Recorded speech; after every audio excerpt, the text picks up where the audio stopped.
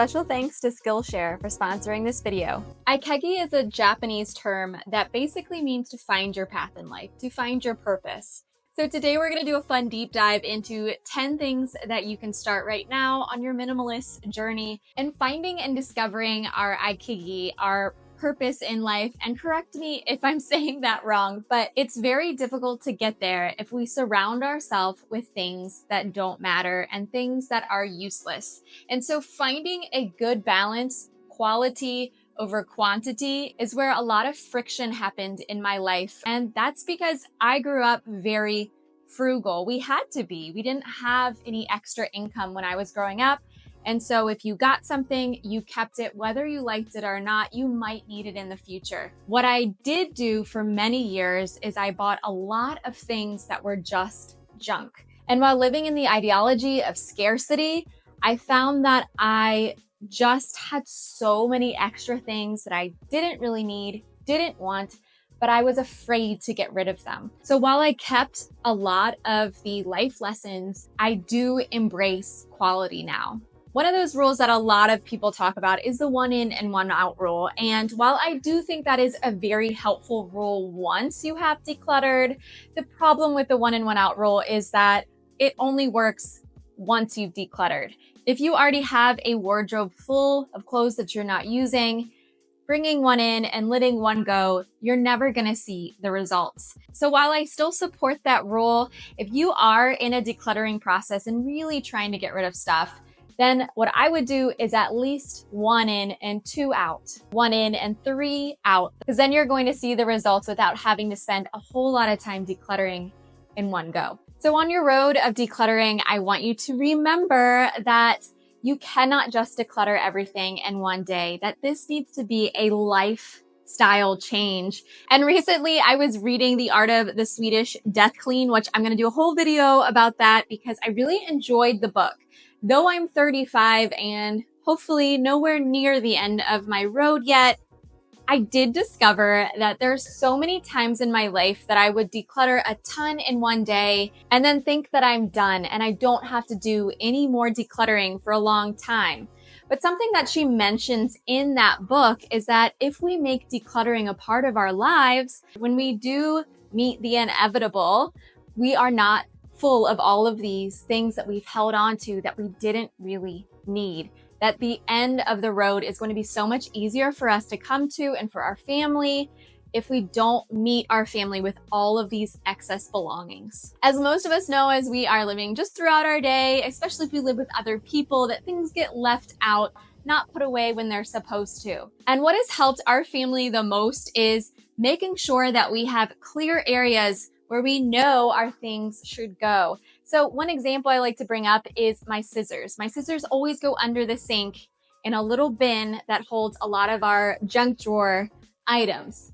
And the great thing about that is because I only have one pair of scissors, that we always know where they are. It's very easy for us to remember, oh, this is where they're supposed to go back. And we are not perfect, okay? We leave things out all of the time and often forget, but if you build in some of that functionality and really think through where you are putting things, is it the best place to put this where I'm not creating friction?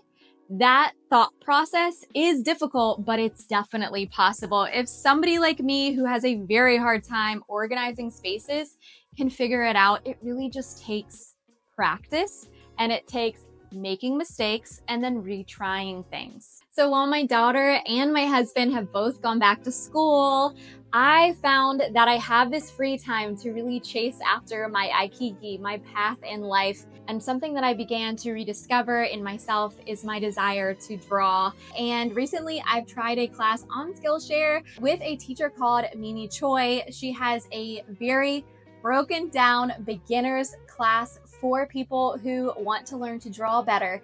And what I've learned through Skillshare is that they have such an amazing pathway for learners. It is very much learning by doing. Also, the opportunity on Skillshare to get feedback from the people that are in your community. If you're looking for an opportunity to build skills in your career or find a new hobby or chase a new lifestyle, then Skillshare's online community is the place to find it. And the great thing is that the first 500 people to click the unique link below can have a 1 month's free subscription to Skillshare to chase after your own path. Limiting decor and accessories is one of the subjects I could talk about all day. And it's only because I have started where I had every wall in this house covered with something. I was the person who felt very insecure and uneasy if there was any blank walls. And that led me to being very anxious. Even though I thought filling the wall would make me feel better, filling the walls with things actually made me feel worse. And I realized it was because I was creating a list of things that now I had to clean. I was creating a list of things that maybe I needed to exchange when new seasons came. And I was creating more burden for me than I needed to, because my husband would live without any design on the wall at all. My husband does not care about what I put on the walls. It is not his thing. My daughter also could very much care less, except for the few things in her room. So what I realized was that I was building a burden for myself that no one else really cared about, that I was the one that was having to do all the exchanging of decor, and I was the one that was having to do a lot of the cleaning of the decor, because honestly, I was the one that brought it in. So when you take away a lot of the excess decor and you hush a room per se, you take everything out and live without it, honestly, it's been the best thing I've ever done for myself. Another thing I really enjoy having in my home is furniture that functions well for me. We might call it multi-purpose furniture, but honestly, a lot of my furniture, you could say, has one purpose. But what I see is furniture that is lightweight, so I can easily move it around my house if I need to, even by myself. I find furniture that is easy to clean, whether it's being able to take all of the fabric off my sofa so I can wash it in the washing machine, or is it easy for me to just wipe down with the wet rag and some soap?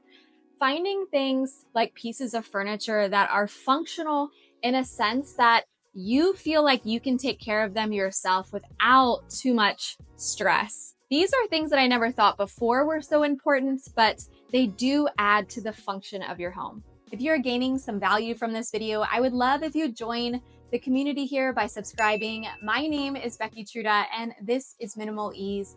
And if you're already on this decluttering journey with the rest of us, then go ahead and throw a heart emoji down below to let us know that we are all in this together. So that goes into creating a color scheme that's gonna work for you.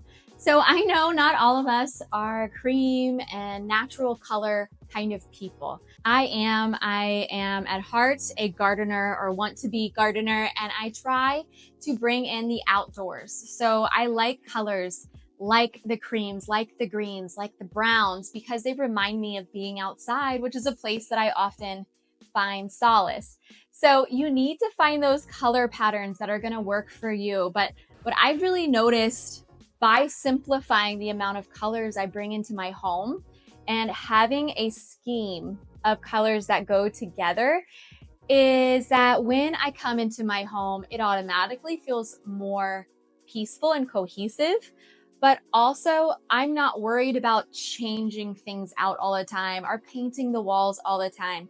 I painted them this color, which is called Silver Marlin, but I painted them this silver color because this is a color where I feel at peace. It's almost like floating in a gray cloud. Find colors that when you walk in the room, it's like a fresh breath of air, as opposed to bright, intrusive colors that might not do the same thing for you.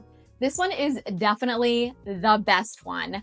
And I'm so glad if you're still watching this, because this was life-changing for me, especially if you are somebody who often feels unorganized, you often feel like your home is overwhelming and you have no control. And that is to keep flat surfaces clear. As we all know, any flat surface in our house is like a clutter magnet. It is a sign to the universe that we need to put something on it, right? A place where this philosophy has helped me the most is definitely in my kitchen.